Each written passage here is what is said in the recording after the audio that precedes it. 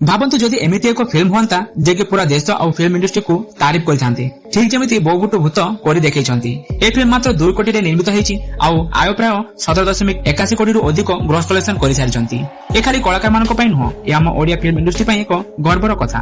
ବାବୁସାନ ଆଜି ପ୍ରମାଣ କରି ଦେଖେଇଛନ୍ତି ଯେ ଓଡିଆ ଫିଲ୍ମଟି କୌଣସି କ୍ଷେତ୍ରରେ କମ୍ ନୁହଁ ବୋଲି।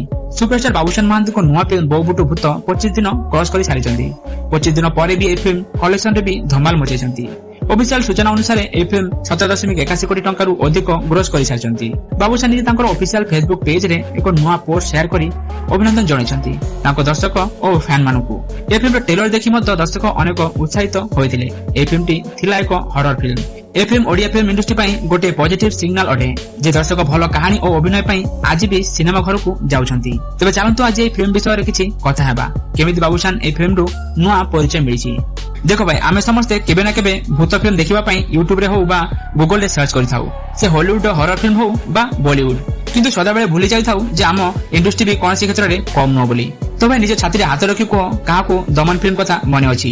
ସେ ଗୋଟେ ଗାଉଁଲି ଅଞ୍ଚଳର ଲୋକାଲ ଭାଷାରେ ତିଆରି ଛୋଟ ଓଡିଆ ଫିଲ୍ମ ଥିଲା, ଯେ କି ପୁରା ଇଣ୍ଡଷ୍ଟ୍ରିକୁ ହଲେଇ ରଖି ଦେଇଥିଲେ। କଣ୍ଟେଣ୍ଟ ଇଜ ଦ କିଙ୍ଗ ଯଦି ଲେଖାଯାଏ ତାହେଲେ ସର୍ବପ୍ରଥମେ ଦମନର ନାମ ନିହାତି ଆସିବ। କିନ୍ତୁ ଦମନର ପାୱାରଫୁଲ ସବଜେକ୍ଟ ଆଉ କାହାଣୀ ତାଠୁ ବି ଡବଲ ପାୱାରଫୁଲ ସିନେମା ବନେଇଛନ୍ତି ସୁପରଷ୍ଟାର ବାବୁସାନ ମହାନ୍ତି। ଗୋଟେ ନୂଆ ସିନେମା ଯେ କି ହିଷ୍ଟ୍ରି କ୍ରିଏଟ କରିଛନ୍ତି, ନମ୍ବର 1 ଓଡିଆ ଫିଲ୍ମର ନାମ ହାସଲ କରିଛି।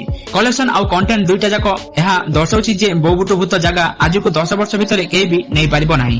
ହଁ, ଏହି ଫିଲ୍ମଟି ଓଡିଆ ଇତିହାସରେ first and last horror film ହବ। ୟା ପରେ ଏମିତି ଭୂତ ଫିଲ୍ମ ଓଡିଆ ଇଣ୍ଡଷ୍ଟ୍ରିରେ ଆସିବ ବୋଲି ମନେ ହଉନି। ଆଉ ଏମିତି କଣ୍ଟେଣ୍ଟ ତ ବଲିଉଡ ହରର ଫିଲ୍ମରେ ବି ଦେଖିବାକୁ ମିଳେନି। ଯେତିକି ଡର ହଲିଉଡ ବା ବଲିଉଡ ଫିଲ୍ମରେ ଲାଗେନି, ତାଠୁ ବେଶୀ ଡର ଏହି ଫିଲ୍ମରେ ଲାଗିବ। ସେଥିପାଇଁ ପ୍ରମିସ କରୁଛି ଏଭଳି ଭୂତିଆ ଫିଲ୍ମ କମ ସେ କମ 5 ରୁ 6 ବର୍ଷ ଭିତରେ ଆପଣ ଦେଖିନଥିବେ। ଏମିତି ଡର ଯାହା ବିଷୟରେ ଜୀବନରେ ଥରେ ତ ଭାବିଥିବେ।